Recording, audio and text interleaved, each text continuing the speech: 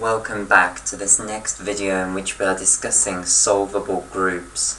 Okay, so in this next video what we're going to do is we're going to discuss a useful other definition for a solvable group that is equivalent to the one that we've seen in the context of finite groups. Okay, so the definition that we've seen so far of solvable groups, which is that it's a group for which there exists a subnormal series where all of the quotient groups are abelian, that is the most general one. That can be applied for finite groups and infinite groups. What I'm now going to show you is another definition which is equivalent to that one, but only for finite groups. Okay, this is not something that you can use in the context of infinite groups.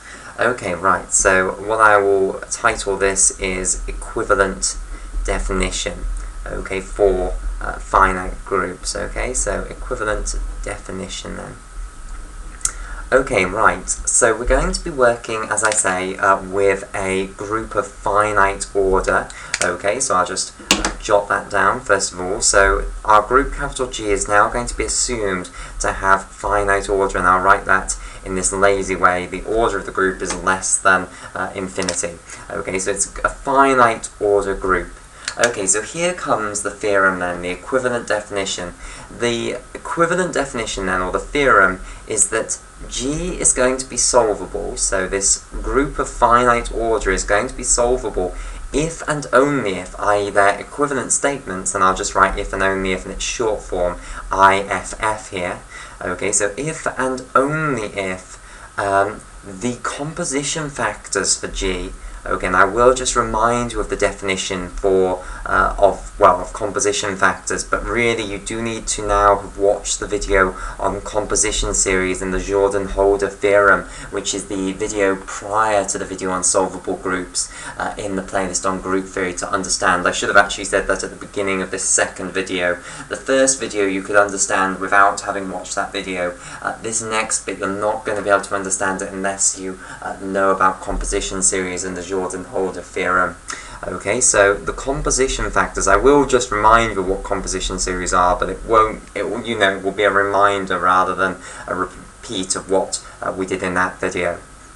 Okay, so the composition factors are all finite cyclic groups of prime order, are all, I will just put CP, okay, so finite cyclic groups are acting on the set of on a set with a prime number of elements P, or the finite cyclic groups of order a prime number.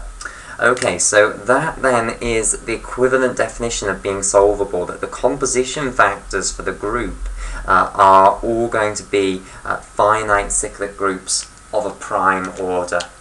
Okay, right, so let me just remind you what is meant by composition factors. Okay, so composition factors, to understand what we mean by the composition factors for a group, we need to remind ourselves of what is meant by composition series. So a composition series for a group is another type of subnormal series. Okay, so I'll just put this over here. So again, you'll have a subnormal series. So I'll start with the trivial subgroup here, which we'll rename G0, and then you'll get bigger, so you'll go to G1, and then you'll go all the way up to the improper subgroup, which once again I'll just call GK, where K is some arbitrary natural number, and that's our other name for the improper subgroup here. So you need a subnormal series of the group capital G, and this time it has to be the case that all of the quotient groups, if this is going to be a composition series, it has to be the case that all of the quotient groups, so GI quotiented out by GI plus 1 quotiented out by GI, must be simple. Okay, so rather than being abelian, this time, if this is going to be a composition series for the group, you need all of the quotient groups that you can form for the subnormal series here to actually be simple groups. Okay, which remember means that you only have two normal subgroups, the trivial subgroup and the improper subgroup. You have no more interesting normal subgroups. Okay, and these quotient groups that you can form from a composition series, so if you do have a subnormal series where all of the quotient groups are simple, then that is called a composition series for your group. And these quotient groups that you can form here from this composition series, these are called the composition factors. Okay, now a reminder of what the Jordan-Holder theorem, which we studied in the previous video, tells us. The Jordan-Holder theorem tells us that if you've got a finite group, a composition series will always exist for that. Okay, and that's not difficult to prove. Then part 2 of the Jordan-Holder theorem then says that if you have two different composition series for a certain finite group, then those two composition series will have the same length. Okay, so they'll involve the same number of subgroups here. Okay, and in addition, the composition factors will correspond. So although the composition factors may appear in different orders, okay, so if you made a list of all the composition factors from a composition series, that would be the order they would appear in. Although in the two different composition series, the list of composition factors might be in a different order, they would overall contain the exact same groups, the exact same number of times. Okay, so there will be this beautiful correspondence between the composition factors formed from one composition series for your group and from another composition series formed from your group. So you truly can think of your group as being built out of its composition factors, because whatever composition series you come up with, it will always contain that same set of composition factors. Although, as I pointed out in the video on composition series in the Jordan-Holder theorem, it is not the case that non-isomorphic groups will have different composition factors. So you can have two non-isomorphic groups which might end up having the same composition factors. So the example is the cyclic group on a set of 6 elements and the symmetric group on a set of 3 elements. Those in fact have identical composition factors, although of course they are not isomorphic to one another. So it doesn't characterize a group what composition factors you have, but it is true that for a certain group there is one and only one list of composition factors that it has.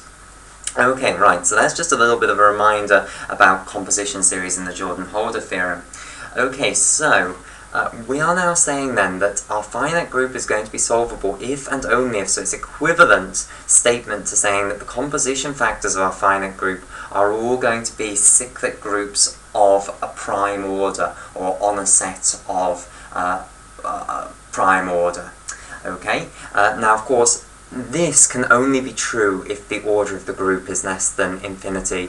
A infinite group cannot possibly have composition factors all equal to finite groups. That's not possible.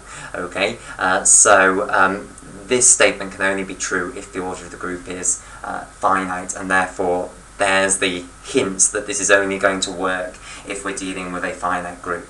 Okay, so let's actually understand why this is true. So the if part is extremely simple. So if amounts to proving this arrow here. It amounts to proving that if the composition factors are all cyclic groups of a prime order, then the group is solvable. Okay, that's the if portion. That's extremely easy. The only if, which amounts to proving this arrow here, the arrow in the opposite direction, is more troublesome. Okay, that's more difficult. But the if one, as I say, is really trivial. So we'll start off with that one.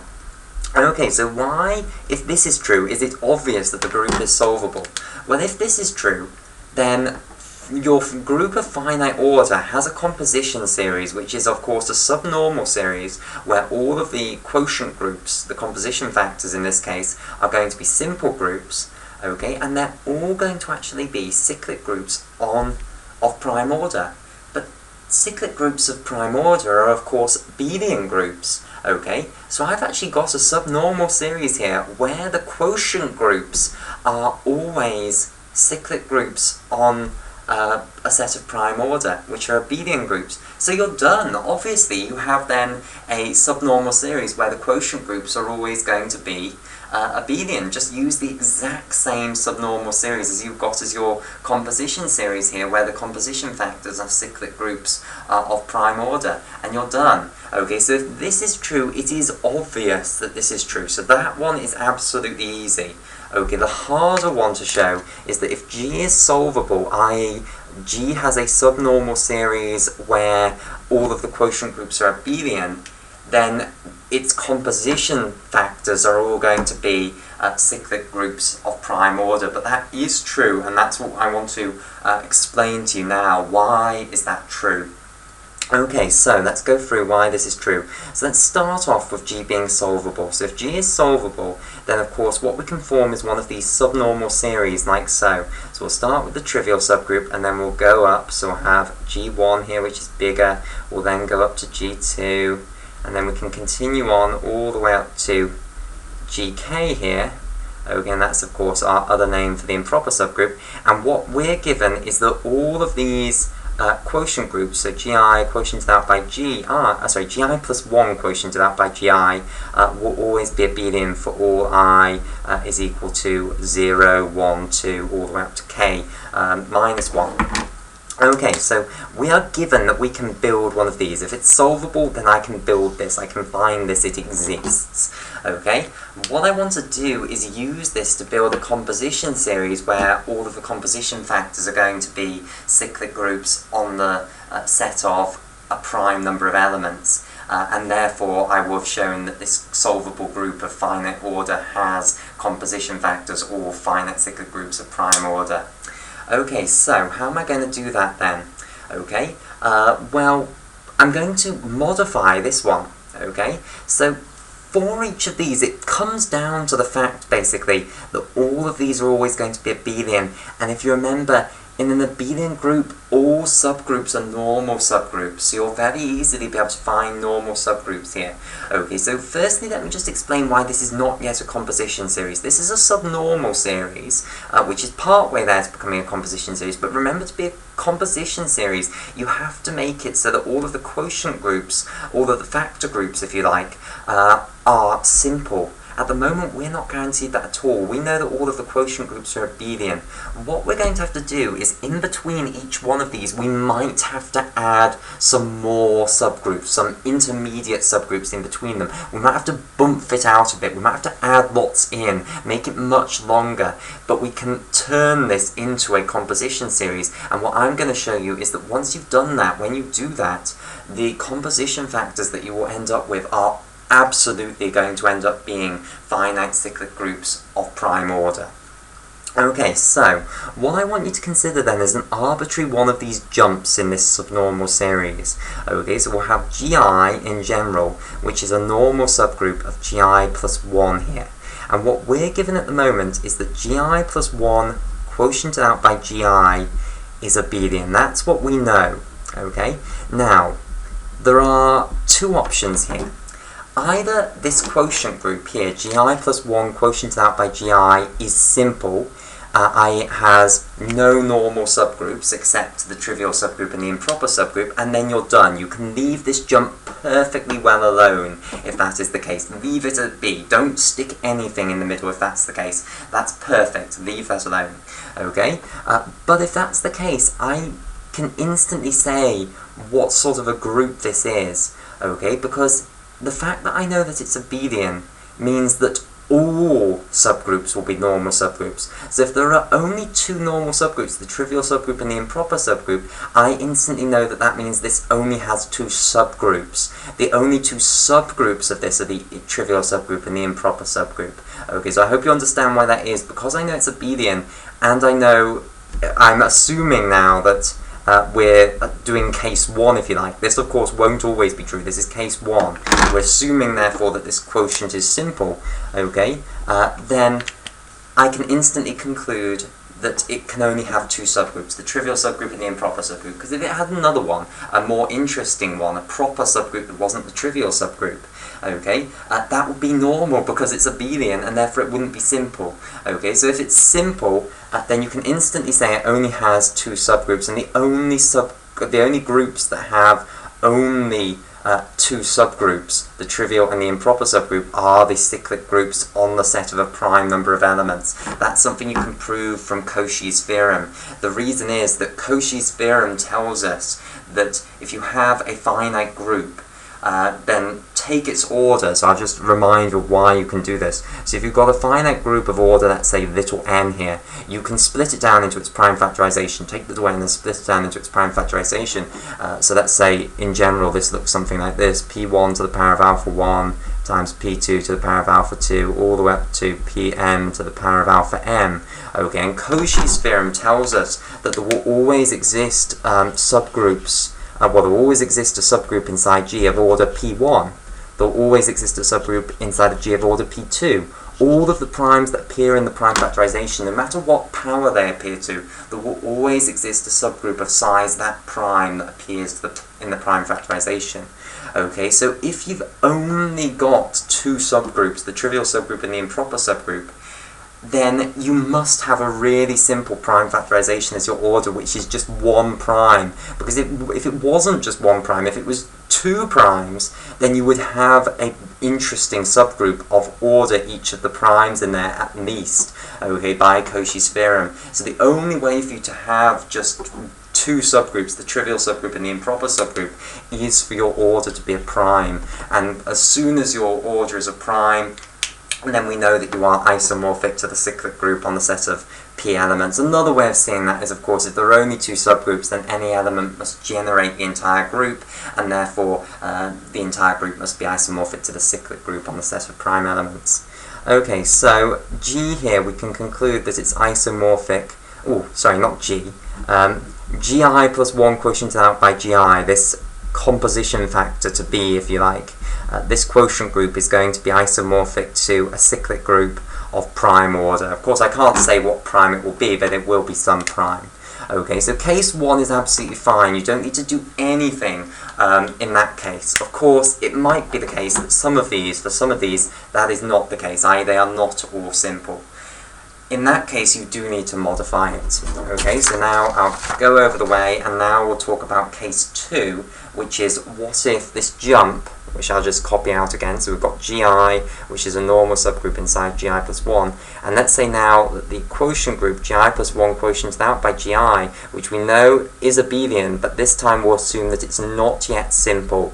Okay, and if it's not yet simple, then this jump isn't good enough for us trying to build a composition series. We are going to have to modify it, because in obviously a composition series we need all of the jumps to form these quotient groups that are simple. Okay, so we're going to have to stick in more subgroups basically in between these two to turn our subnormal series into a composition series if this is the case. Okay, right, so how are we going to find the subgroups then to put in place? Well, what we know is that Gi plus 1 quotiented out by Gi is abelian. That's what we do know from the fact that our subnormal series was there to prove solvability of the group capital G. Okay? What we can now do is we can apply Cauchy's theorem. So the order of this, if you look at the order of this, it cannot just be a prime. Okay, because if it was a prime, we've already discussed that it would be isomorphic to a cyclic group on a set of p elements and therefore would be simple. Okay, so it must have a more complicated prime factorization, something more like this: p1 to the power of alpha 1, p2 to the power of alpha 2, all the way along to pm to the power of alpha m. What you can therefore find is a subgroup of size p1, let's say. Okay, one of the primes in the prime factorization. And let's say I will call this subgroup h bar. Okay, and this will be a normal subgroup inside of Gi plus 1 quotient out by Gi because of the fact that this is abelian. Okay, so I'll write it's a normal subgroup inside of Gi plus 1 quotiented out by Gi. So by Cauchy's theorem, this must exist, a subgroup of size p1 inside of there, so I'll just add that in. The order of h bar is equal to p1 here. Because this is an abelian group, all subgroups are normal subgroups, and therefore I can instantly say it's a normal subgroup. Now, by the correspondence theorem, very much so related to the third isomorphism theorem, indeed we discuss it, we prove it in the video on the third isomorphism theorem if you're a little rusty. If you've got a subgroup of the quotient group, then there will be a corresponding subgroup that will be in between Gi, the thing that you quotiented out by, and Gi plus 1, the thing that was quotiented. Okay, so what I can do is I can find a corresponding subgroup which I will call H, which is going to be in between gi and gi plus 1. Okay, and in fact it will end up being normal inside gi plus 1, and it will be a proper subgroup of gi plus 1 because this was a proper subgroup of the quotient group. Okay, it will be normal because this was normal inside the quotient group. As I say, if you're rusty on this correspondence theorem, watch the video on the third isomorphism theorem. There we show this. And we can also say that it will properly contain gi because it was not the trivial subgroup here. Okay, and in fact that gi will be normal inside of H, the reason being that gi was normal inside gi plus 1, so it will certainly be normal inside a subgroup of gi plus 1. Okay, so from H bar, this subgroup of the quotient group, you can find this H, which is in between gi and gi plus 1, and as you can see, we could add this into our subnormal series and it would remain a subnormal series. Okay, now how does this improve our subnormal series as far as getting it towards becoming a composition series? Well, if you consider what H quotiented out by gi will be equal to, okay, well this will just be a, this will just actually be isomorphic, it will be equal rather to H bar. This is the way the correspondence works, that this subgroup is the thing that you would have to quotient gi, if you quotient gi out by gi, would give you this subgroup of the quotient group. Okay, so this subgroup that's in between the two, if I quotient out by gi, it will give me H bar. Just to make this correspondence explicit, the way that you go from here to here is you take all of the cosets that are contained in H bar and you just union together all of the elements that are in those cosets to return back to a set of elements actually in gi plus 1, okay, which will therefore be a subgroup in this context here. Okay, and then to go in the opposite direction, you just quotient this one out by gi and you'll get back to there.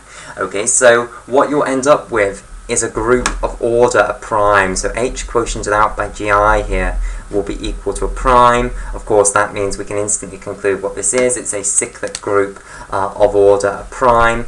And therefore it is simple. So now we've made this jump here.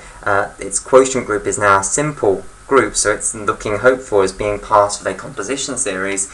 And more importantly, as far as our proof goes, I've shown you that the composition factor that it will provide into the overall composition series is going to be a cyclic group of prime order.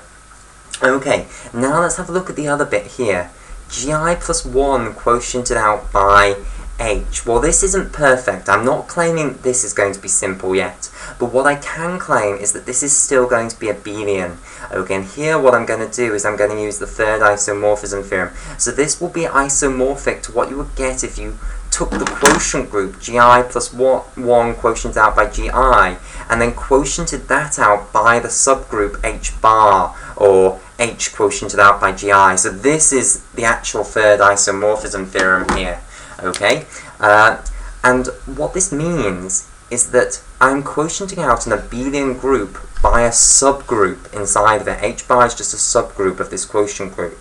Okay, now when you quotient out an abelian group, you are always going to still end up with an abelian group. So gi plus 1 quotient out by H, the quotient group for this portion here, is still going to be abelian. So you haven't messed the subnormal series up at all. The subnormal series still does as good a job at proving that the group is solvable with this additional subgroup added in, but now I've made this little jump here simple. And what you can now do is you can continue this process on. You can do the exact same thing between these two as you did between these two. You can say, okay, because this is abelian, either it's going to be case 1, it's going to be, its quotient group is going to be simple, or it's going to be case 2, where I can always find a subgroup of the quotient group gi plus 1 quotient out by H of order a prime that is a proper subgroup and is therefore going to be a normal subgroup, a proper normal subgroup, because of the fact that the quotient group is abelian.